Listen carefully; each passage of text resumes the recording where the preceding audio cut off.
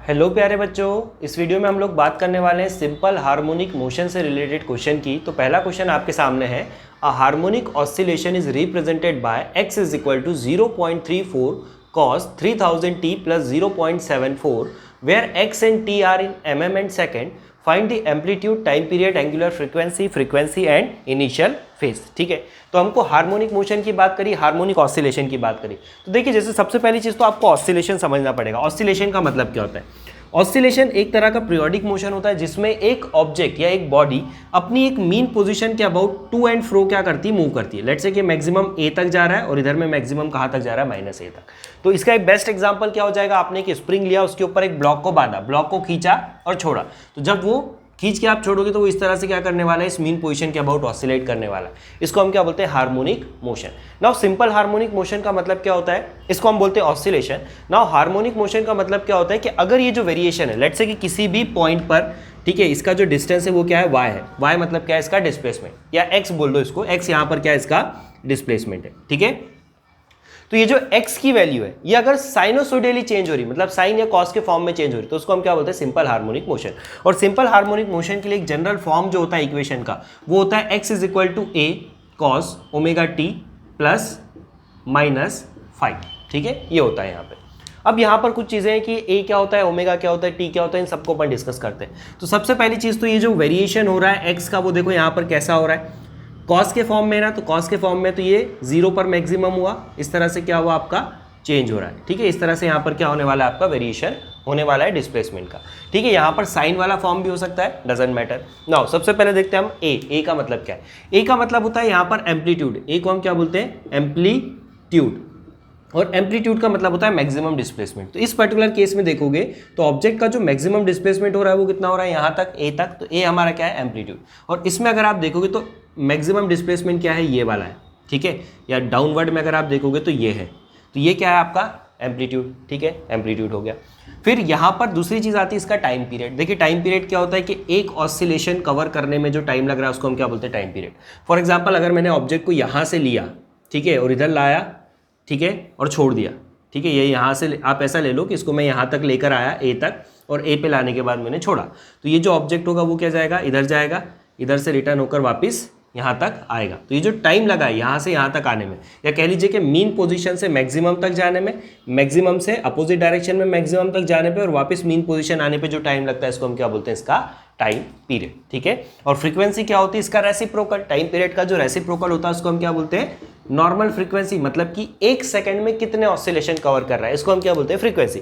तो for example कि ऐसे ऑसिलेशन एक सेकंड में 50 कवर कर रहा है, तो फ्रीक्वेंसी कितनी होगी, 50 हर्ट्ज। ठीक है, ओमेगा जो होता है वो क्या होता है, आपका एंगुलर फ्रीक्वेंसी। तो angular frequency omega is equal to होता है सिंपली 2 पाई म्यू, या फिर हम इसको लिख सकते हैं 2 पाई अपॉन में टाइम पीरियड।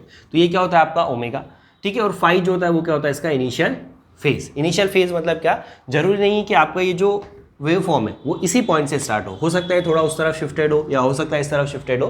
तो इसको हम क्या बोलते हैं, इनिशियल फेज। ठीक है, इसके बारे में डिटेल में एक अलग क्लास में आप लोगों ने पढ़ा होगा। अभी मेरा यहाँ पर मोटिव है आपको सिर्फ न्यूमेरिकल करवाना, तो मैंने यहाँ पर आपको न्यूमेरिकल के लिए जितनी चीज़ रिक्वायर्ड है उसको बता दिया है। ठीक है, फिर कभी हम लोग इसके ऊपर पूरा एक वीडियो बनाएंगे। तो अभी के लिए हम लोग यहाँ पर आ जाते हैं कि हमारा जो जनरल एक्सप्रेशन होता है वो क्या होता है, A cos omega t plus phi naught, बोलते हैं हम इसको इनिशियल फेज।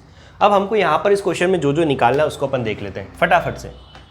ठीक, तो देखिए, सबसे पहली चीज़ तो उसने हमको क्या निकालने को बोला है एम्पलीट्यूड। एम्पलीट्यूड क्या होता है, मैक्सिमम डिस्प्लेसमेंट। एम्पलीट्यूड कहाँ आता है, एक्स के इंटू में। तो देखिए, बिल्कुल स्टैंडर्ड फॉर्म है आपका। यहाँ पर एक वैल्यू है, उसके बाद कॉस ओमेगा टी प्लस एक वैल्यू है। ठीक है, तो बिल्कुल इसी फॉर्म में। तो हमको यहाँ पर कुछ भी नहीं करना है, डायरेक्ट वैल्यू लिखना है। एम्पलीट्यूड कितना है भाई साहब, पहला एम्पलीट्यूड देख लो आप, 0.34 किस में है, mm में। उसने हमको बोला है कि x की वैल्यू किस में है, mm में। ठीक है, तो अगर आप इसको सेंटीमीटर में कन्वर्ट करना चाहो तो आपको इसको क्या करना पड़ेगा, 10 से डिवाइड। ठीक है, तो ये हो जाएगा 0.034 सेंटीमीटर, ये आ गया। ठीक, नाउ सेकंड हमको क्या निकालना है, टाइम पीरियड। टाइम पीरियड क्या होता है आपका, time period is equal to होता है आपका 2 पाई अपॉन ओमेगा। अभी अपन ने देखा कि ओमेगा इज इक्वल टू क्या होता है, 2 पाई अपॉन में टी। तो टी इज इक्वल टू कितना हो जाएगा, 2 पाई अपॉन ओमेगा। अब देखिए 2 पाई ये लिखा, ओमेगा कहाँ है भाई साहब, ये रहा ओमेगा टी। ठीक है, तो ओमेगा की वैल्यू कितनी है, 3000। तो यहाँ पर पुट किया अपन ने 3000, इसको कैंसिल करो तो ये बचेगा पाई अपॉन में 1500 सेकेंड। आप इसको सॉल्व कीजिएगा, आपको टाइम पीरियड मिलेगा। नाउ नेक्स्ट आता है आपका फ्रीक्वेंसी। फ्रीक्वेंसी क्या होता है आपका 1/t, ठीक है, तो 1/t, ठीक है। तो देखो कितना हो गया ये 1 टाइम, टाइम कितना है देखो π/1500, तो ये हो जाएगा आपका 1500, π/1500 है तो पाई डिवाइडेड बाय 1500, तो इसको हम लिख सकते हैं 1500 अपॉन में पाई, और यूनिट क्या होती है इसकी हर्ट्ज, ठीक है। इसको आप सॉल्व कीजिए। देन उसने हमको क्या पूछा, एंगुलर फ्रीक्वेंसी। एंगुलर फ्रीक्वेंसी का मतलब होता है ओमेगा। ओमेगा कितना दे रखा है यहाँ पर 3000, तो ओमेगा की वैल्यू हो गई आपके पास 3000। यूनिट क्या होती है देखिए रेडियन पर सेकेंड। तो जब भी आप एग्जाम में क्वेश्चंस करेंगे तो आप विद यूनिट कीजिएगा, नहीं तो आपके मार्क्स कटेंगे, ठीक है। और लास्ट चीज उसने हमसे क्या पूछी है, इसका इनिशियल फेज। इनिशियल फेज का मतलब क्या है, फाई नॉट। फाई नॉट की वैल्यू देखिए कितना है, फाई नॉट की वैल्यू है आपके पास 0.74। तो ये आपके यहाँ पर सारे क्या हुए इस क्वेश्चन के आंसर। अब नेक्स्ट क्वेश्चन हम थोड़ा सा एक अच्छा देखते हैं, जहाँ पर हम लोग वेलोसिटी और एक्सेलरेशन की भी बात करने वाले। चलिए यहाँ पर सेकंड क्वेश्चन है, 2 SHM are represented by y1 and y2, calculate the initial phase of velocity 1 with respect to velocity of particle 2। ठीक है, तो पार्टिकल 1 और 2 की हमको वेलोसिटी निकालना है, देन उसके बाद हमको उसका फेज का जो एनालिसिस है वो करना है कि दोनों के फेज के अंदर कितना डिफरेंस है। ठीक है, चलिए निकालते हैं। तो सबसे पहली चीज़ तो आपको वेलोसिटी पता होना चाहिए कि हमको पता है कि वेलोसिटी इज इक्वल टू क्या होता है आपका डिस्प्लेसमेंट dx/dt, या अगर डिस्प्लेसमेंट आपको y के फॉर्म में दे रखा है तो हम इसको क्या लिख सकते हैं dy/dt। मतलब कि किसी भी पार्टिकल की वेलोसिटी निकालने के लिए आपको उसके डिस्प्लेसमेंट का क्या करना पड़ेगा, डिफरेंशिएशन। ठीक है, तो चलिए सबसे पहले पार्टिकल की वेलोसिटी निकालते हैं y1। तो y1 की जो वेलोसिटी होगी वो कितनी होगी v1 इज इक्वल टू कितना होगा dy/dt। वैल्यूज पुट अप कर देते हैं। तो y1 की देखिए यहाँ पर वैल्यू कितनी है आपकी 0.1 साइन 100πt प्लस π/3। ठीक है, अब आपको यहाँ पर क्या होना चाहिए, फॉर्मुलेस पता होना चाहिए कि कैसे डिफरेंशिएशन किया जाता है। सबसे पहली चीज डिफरेंशिएशन में जो कांस्टेंट होता है किसी भी फंक्शन के इनटू में, उसको हम क्या ले लेते हैं एज इट इज बाहर। तो 0.1 आपका एज इट इज बाहर आया। उसके बाद देखिए फंक्शन कौन सा है आपका साइन। साइन का डिफरेंशिएशन होता है cos t। ठीक है, बट यहाँ पर t नहीं है, यहाँ पर पूरा फैक्टर है, तो अभी हम यहाँ पर लिख देते हैं 100πt प्लस π/3। ठीक है, तो साइन t का क्या होता है cos t, बट यहाँ पर t नहीं है, t के साथ में और भी वैल्यूज है, तो इसको हम बोलते हैं चेन रूल। चेन रूल में हम क्या करते हैं, then differentiation of this function, जो अंदर वाला फंक्शन है। ठीक है, इसको हम लोग यहाँ पर क्या करते हैं, इसका डिफरेंशिएशन कर देते हैं। ठीक है, ये हुआ। अब यहाँ पर अगर आप केयरफुली देखेंगे तो ये तो हो गया आपका देखो 0.1 cos 100πt प्लस π/3। इसका देखिए डिफरेंशिएशन कितना होता है, इनटू में इसका डिफरेंशिएशन कितना होगा। t का डिफरेंशिएशन होता है 1 और t के साथ 100π क्या है कांस्टेंट, तो 100π तो आपका आ गया बाहर, t का डिफरेंशिएशन हुआ 1, π/3 कांस्टेंट और कांस्टेंट का होता है डिफरेंशिएशन 0। तो ये आपके यहाँ पर वैल्यू आई। तो इसको मैं ऐसा लिख दूं क्या, 0.1 इंटू 100 कितना हो गया आपका 10π cos 100πt प्लस π/3। ठीक है, ये आपके पास क्या आ गई, पहले वाले पार्टिकल की वेलोसिटी। नाउ सिमिलरली अगर हम सेकंड वाले पार्टिकल की वेलोसिटी की बात करें तो वो क्या होगी v2 इज इक्वल टू होगा dy/2/dt और d/dt ऑफ y2 की वैल्यू देखिए कितना है 0.1 cos πt। ठीक है, सेम काम इसके लिए भी कर देते हैं। तो 0.1 ये हो गया, cos का होता है माइनस साइन, तो ये हो गया माइनस साइन πt। ठीक है, और इनटू में πt का डिफरेंशिएशन कितना हो गया आपका पाई, ये हुआ। ठीक है, अब यहाँ पर हमको क्या करना है, दोनों का जो फेज है उसको अपने को कंपेयर करना है। तो पहले वाले का जो फेज है वो मेरे को दिख रहा है कितना है π/3, दूसरे वाले में तो ऐसी कोई टर्म नहीं है, लेकिन अभी इसका कंपैरिजन डायरेक्टली नहीं हो सकता। क्यों, क्योंकि पहली वाली जो वेलोसिटी है वो कॉस के फॉर्म में और सेकंड वाली जो वेलोसिटी है वो किसके फॉर्म में, साइन के फॉर्म में। तो यहाँ पर आपको इस वेलोसिटी को पहले क्या करना पड़ेगा, कॉस के फॉर्म में कन्वर्ट करना पड़ेगा। कैसे करें, हमको पता है कि जो cos π/2 प्लस x जो होता है ये होता है आपका माइनस साइन x। ठीक है, तो सिंपल है ना, यहाँ पर दिख रहा है आपको माइनस साइन x अवेलेबल है, तो इसको अगर मेरे को cos के फॉर्म में लिखना है तो क्या मैं इसको ऐसा लिख दूँ, क्या 0.1 पाई तो एज इट इज लिख लो। ठीक है, ये जो माइनस का साइन थीटा है इसको मैं क्या लिखूँ, इसको मैं लिख देता हूँ cos π/2 प्लस x, तो मैं इसको लिख देता हूँ x प्लस π/2। ठीक है, क्लियर है, ठीक है ना। तो इसको हमने क्या लिखा, πt प्लस π/2। अब दोनों कंपेरेबल है, कैसे कंपेरेबल है, इसका जो फेज है, पहले वाले का जो फेज है वो कितना है π/3, तो इसको अपन लिख देते हैं लेट्स से कि φ1 इज इक्वल टू कितना है π/3।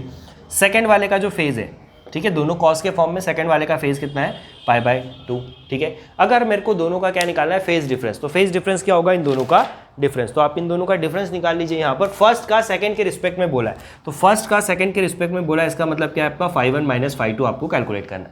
φ1 की वैल्यू कितनी π/3 माइनस φ2 की वैल्यू कितनी π/2, तो कितना हो गया माइनस का π/6। ये आपका क्या हुआ इसका आंसर। ठीक है, अगले क्वेश्चन में हम लोग देखते हैं वेलोसिटी और एक्सेलरेशन निकालना। ठीक है, चलिए नेक्स्ट क्वेश्चन है, a body oscillate with SHM according to the equation given in SI unit x is equal to 5.0 cos 2πt plus π/4 at time t बराबर 2 second, calculate the displacement velocity and acceleration of the body. तो चलिए simple सा एक question है यहाँ पर कि आपको क्या दे दिया है कि एक बॉडी है जिसका जो ऑसिलेशन है वो कुछ इस तरह से यहाँ पर दे रखा है कि x इज इक्वल टू कितना है आपका 5.0, ठीक है, और cos 2πt प्लस π/4। इसका मतलब क्या है कि इसका जो एम्पलीट्यूड है वो कितना है आपका 5.0, यूनिट क्या होगी, मीटर उसने बोला है, SI यूनिट में होगी। इसका जो ओमेगा है वो कितना होगा 2π रेडियंस पर सेकेंड, अगेन SI यूनिट है, और इसका जो फाई नॉट है इनिशियल फेज वो कितना है आपका π/4, ठीक है। अब उसने क्या बोला है कि सबसे पहली चीज तो इसका डिस्प्लेसमेंट कैलकुलेट करो टाइम t बराबर 2 सेकंड के ऊपर। तो सबसे पहली चीज हम निकाल देते हैं इसका डिस्प्लेसमेंट ऑलरेडी गिवन है ना, x इज इक्वल टू क्या बोल रखा है उसने, x इज इक्वल टू बोल रखा है 5.0 cos, ठीक है, 2πt। अब देखो टाइम पे निकालना है आपने, कितने टाइम पे निकालना है, 2 सेकंड में, तो यहाँ पर पुट किया 2 प्लस पुट किया कितना π/4। तो देखिए, और यूनिट क्या होगी आपकी मीटर, डिस्प्लेसमेंट किसके अंदर होगा, मीटर के अंदर, ठीक है। तो ये हो गया आपका 5.0 मतलब 5 cos 4π प्लस π/4 मीटर। अब देखिए 4π का कॉन्सेप्ट समझिए, ठीक है, ये हुआ आपका पाई, ये हुआ 2π, ये हुआ 3π और ये हुआ 4π। तो 4π का मतलब एक्चुअल में 0 ही होता है, ठीक है ना। तो cos 4π plus theta is equal to क्या होता है आपका cos थीटा। तो मैं इसको सिंपली लिख सकता हूँ 5 इंटू कॉस थीटा, थीटा कितना है यहाँ पर देखो π/4, और cos π/4 का मतलब क्या होता है 45, 45 पे cos की वैल्यू होती है 1/√2, ठीक है, और 1/√2 का मतलब होता है 0.707 मीटर्स। तो इसको आप सॉल्व कीजिए, यहाँ पर आपका क्या मिल गया, डिस्प्लेसमेंट। यूनिट किसके अंदर आएगी, इसकी मीटर के अंदर। नाउ सेकंड चीज हमको क्या कैलकुलेट करना है, इसकी वेलोसिटी। तो आपको अगर वेलोसिटी का डायरेक्ट फॉर्मूला पता है तो आप डायरेक्ट फॉर्मूले से कर सकते हैं, नहीं तो अभी हम लोगों ने पिछले क्वेश्चन में जो देखा है कि वेलोसिटी इज इक्वल टू क्या होता है आपका dx/dt। डिस्प्लेसमेंट का आप क्या कर लीजिए, यहाँ पर डेरिवेटिव निकालो, ठीक है। तो डिस्प्लेसमेंट दे रखा है ये, तो ये लिखा अपन ने देखो 5 dx/dt। इसका क्या करना है आपको, यहाँ पर डिफरेंशिएशन। तो cos का होता है माइनस साइन, तो ये माइनस साइन ओमेगा टी कितना है आपका 2π t प्लस π/4, ठीक है, ये तो हो गया आपका cos का। नाउ इस फंक्शन का भी क्या होगा, यहाँ पर आपका डिफरेंशिएशन होगा अकॉर्डिंग टू चेन रूल। तो ये कितना हो गया आपका 2π, ठीक है। तो cos का हो गया माइनस साइन, और ये जो पूरा फंक्शन अंदर वाला इसका क्या हो गया आपका 2π, ये पुट किया। तो देखिए वेलोसिटी इज इक्वल टू कितना आ रहा है आपका यहाँ पर 2 इंटू दिस 10π, नेगेटिव साइन बाहर ले लो, साइन 2πt। अब देखो t की वैल्यू कितनी है 2, तो ये हो गया आपका कितना 4π प्लस π/4, ठीक है। तो v is equal to minus 10π sine 4π plus π/4, again 4π plus theta is equal to क्या होगा साइन थीटा, साइन π/4, और साइन π/4 की वैल्यू थी 1/√2 which is equal to 0.707। Unit क्या होगी इसकी, मीटर पर सेकेंड। तो इसकी यूनिट क्या आ गई आपकी, मीटर पर सेकेंड। तो यहाँ से देखिए कि इसका जब आप मल्टीप्लाई करेंगे तो ये हो जाएगा -7.07 पाई मीटर पर सेकेंड। आपको इसके आगे भी सॉल्व करना है, पाई की वैल्यू पुट करना है, कैलकुलेशन करना है, तभी आपको यहाँ पर फुल मार्क्स मिलने वाले, ठीक है। नाउ ये तो हुआ आपका इसका डिस्कशन। नाउ तीसरी चीज़ हम लोग यहाँ पर कैलकुलेट करते थे, तीसरी चीज़ क्या होती है इसकी, एक्सेलरेशन। तो एक्सेलरेशन देखो कैसे कैलकुलेट होगा, एक्सेलरेशन होता है आपका वेलोसिटी का डेरिवेटिव, ठीक है। एक्सेलरेशन इज इक्वल टू क्या होता है आपका वेलोसिटी का डेरिवेटिव। तो इसको हम क्या लिख सकते हैं, dv/dt। dv/dt मतलब कि ये वाला जो फैक्टर आया है आपका, इसका आप फिर से क्या कर दो, डिफरेंशिएशन कर दो, तो आपको क्या मिलेगा यहाँ पर एक्सेलरेशन मिल जाएगा, ठीक है। तो इसका आप फिर से क्या कर सकते हैं यहाँ पर डिफरेंशिएशन, या फिर मैं एक आपको डायरेक्ट फॉर्मूला बताता हूँ कि यहाँ पर जो एक्सेलरेशन होता है ना वो होता है -ω² टाइम्स ऑफ डिस्प्लेसमेंट, ठीक है। ये फॉर्मूला जब आप इसको सॉल्व कर कुरा के निकालोगे तो यही आएगा, आप चेक करना एक बार अपनी बुक के अंदर। तो मैं इस फॉर्मूले से इसको सॉल्व कर देता हूँ। तो -ω², ओमेगा क्या है आपका 2π, तो ये लिखा मैंने 2π का स्क्वायर, तो ये लिखा आपका 2π का स्क्वायर इंटू एक्स। एक्स क्या है आपका डिस्प्लेसमेंट, और डिस्प्लेसमेंट की जो वैल्यू अभी हम लोगों ने यहाँ पर कैलकुलेट की थी ना वो थी आपकी 5 इंटू 0.707, ठीक है। तो इस पूरे फैक्टर को जब आप यहाँ पर सॉल्व कर लेंगे तो आपको यहाँ पर क्या मिल जाएगा, एक्सेलरेशन की वैल्यू मिल जाएगी, ठीक है। तो ये आपका यहाँ पर क्या हुआ, ओवरऑल एक्सेलरेशन आएगा। एक्सेलरेशन की यूनिट अगेन क्या होगी आपकी, मीटर पर सेकेंड स्क्वायर। तो इस तरह से ये क्वेश्चन यहाँ पर क्या होगा आपका सॉल्व होगा। डेटा इसके अंदर कुछ भी हो, कैसा भी आपको डेटा दिया है, आपको इसको एंड तक सॉल्व करना है, वैल्यूज पुट करना है, पाई की वैल्यू पुट करना है और सॉल्व करके देना है। यूनिट्स का बड़ा यहाँ पर क्या करना है, आपको केयर करना है, ठीक है। चलिए अगला क्वेश्चन देखते हैं एनर्जी के ऊपर। चलिए नेक्स्ट क्वेश्चन है एनर्जी के ऊपर। Starting from the origin a body oscillate simple harmonically with a period of 2 second after what time will it's kinetic energy will be 75% of its total energy. ठीक है, तो देखिए अच्छा क्वेश्चन है यहाँ पर ये, और इसमें पूछा गया है कि आपको एक बॉडी है जो सिंपल हार्मोनिकली क्या कर रही है, ऑसिलेट कर रही है। सिंपल हार्मोनिकली अगर ऑसिलेट कर रही है तो बॉडी का जो इक्वेशन होगा डिस्प्लेसमेंट का वो क्या होगा, साइन ओमेगा टी, ए साइन ओमेगा टी प्लस 5। लेकिन उसने क्या बोला है कि starting from origin, starting from origin का मतलब होता है कि इसका जो फेज है वो कितना है आपका 0, मतलब कि क्या हो गया आपका ए साइन ओमेगा टी। ठीक है, तो जब भी हम लोग देखते हैं कि कोई बॉडी जो होती है वो क्या कर रही है, अपनी एक मीन पोजीशन के अबाउट क्या कर रही है, ऑसिलेट कर रही है। एक सिंपल पेंडुलम का आप एग्जांपल ले लीजिए यहाँ पर। ठीक है, तो ये इस तरह से क्या कर रही है, आपको ऑसिलेट कर रही है। तो इसका जो डिस्प्लेसमेंट होता है वो क्या होता है आपका साइनोसॉइडली वेरी करेगा। फिर उसने क्या बोला है कि इसका जो टाइम पीरियड है वो कितना है, 2 सेकंड। 2 सेकंड टाइम पीरियड होने का मतलब क्या है कि लेट्स से कि बॉडी यहाँ से स्टार्ट हुई, यहाँ गई, ठीक है, वापस यहाँ से इधर गई और वापस यहाँ गई, तो इसमें जितना टाइम लग रहा है वो कितना है आपका 2 सेकेंड। तो कैपिटल टी की जो वैल्यू है वो कितनी दे रखी है आपको, 2 सेकेंड। उसने बोला है after what time will it's kinetic energy will be 75% of its total energy. किस टाइम पर इसकी जो काइनेटिक एनर्जी होगी वो 75% होगी टोटल एनर्जी के। ठीक है, अब यहाँ पर एक बड़ा इंपॉर्टेंट सी चीज़ देखिए आप कि जब ये बॉडी ऑसिलेट कर रही होती है ना, तो इस पॉइंट पर इसकी जो पोटेंशियल एनर्जी होती है वो क्या होती है, मैक्सिमम। यहाँ पर भी इसका पोटेंशियल एनर्जी क्या होता है, मैक्सिमम, और काइनेटिक क्या होती है, 0, क्योंकि इस पॉइंट पर इसकी वेलोसिटी कितनी होती है, 0। लेकिन जब ये इधर से मूव होकर इधर आ रही होती है तो यहाँ पर इसकी काइनेटिक एनर्जी क्या होती है, मैक्सिमम 100%। ठीक है, और वापस से यहाँ पर पोटेंशियल कितना हो जाता है, 0। अगेन पोटेंशियल बढ़ेगा, काइनेटिक कम होगा। तो उसने क्या पूछा कि कौन सा पॉइंट होगा जहाँ पर उसकी काइनेटिक एनर्जी क्या हो, टोटल एनर्जी का 75% हो। तो चलिए निकालते हैं। सबसे पहली चीज़ तो मुझे काइनेटिक एनर्जी निकालना है इस बॉडी की। तो काइनेटिक एनर्जी निकालना है किसके ऊपर, इस बॉडी की मेरे को काइनेटिक एनर्जी निकालना है लेट्स से एक टी टाइम के ऊपर, जहाँ पर इसका जो काइनेटिक एनर्जी होगा वो 75% होगा। तो काइनेटिक एनर्जी का फॉर्मूला क्या होता है, हाफ एम वी स्क्वायर। ठीक है, अब वेलोसिटी की वैल्यू तो मुझे पता नहीं, तो अगर डिस्प्लेसमेंट मेरे को ये दे रखा है y, तो वेलोसिटी क्या हो जाएगी, dy बाय dt। तो ये हो गया आपका velocity. A as it is आया, ठीक है, साइन का क्या हो गया आपका कॉस ओमेगा टी, और ओमेगा टी का कितना हो गया आपका यहाँ पर ओमेगा। ठीक है, तो ये हो जाएगा आपका ए ओमेगा कॉस ओमेगा टी, ये आपका क्या हो गया यहाँ पर वेलोसिटी की वैल्यू। इसको यहाँ पर पुट कर देते तो ये हो गया आपका 1/2 मास इंटू वेलोसिटी का स्क्वायर। तो A square omega square cos square omega t. तो ये तो आपका क्या आ गया, काइनेटिक एनर्जी किसी भी टाइम इंस्टेंट टी के ऊपर। ठीक है, अब उसने क्या बोला है कि जो काइनेटिक एनर्जी है वो क्या होना चाहिए, 75% ऑफ द टोटल एनर्जी। तो किसी भी सिंपल हार्मोनिक मोशन के लिए जो टोटल एनर्जी होती है वो होती है half m a square omega square. ये क्या होता है आपका टोटल एनर्जी की वैल्यू। तो इसने क्या बोला है कि ये जो काइनेटिक एनर्जी है ये इस वैल्यू का क्या होना चाहिए, 75%। तो उस वैल्यू का 75% अगर मैं निकालूं तो 75% क्या होगा, 75 divided by 100 into that maximum value. तो मैक्सिमम वैल्यू कितनी है, a m a square omega square. तो ये जो 75% है किसके बराबर होना चाहिए, इसके बराबर। तो यहाँ पर पुट करो 1/2 m a square omega square cos square omega t. यही बोला है ना बच्चों उन्होंने कि किस टाइम पर काइनेटिक एनर्जी क्या हो, 75% हो टोटल एनर्जी का। तो टोटल एनर्जी ये रही, इसका 75% ये है।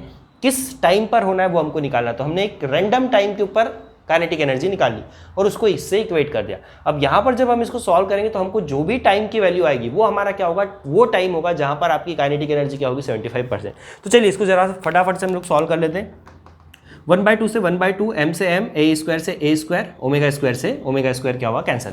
ठीक है, तो यहाँ पर देखिए आपका बचा क्या, cos square omega t, cos square omega t is equal to 75/100। 75/100 को मैं 3/4 लिख दूँ क्या, 25 से दोनों को कैंसिल किया। ठीक है, तो कॉस ओमेगा टी कितना आ गया, cos omega t is equal to √3/2।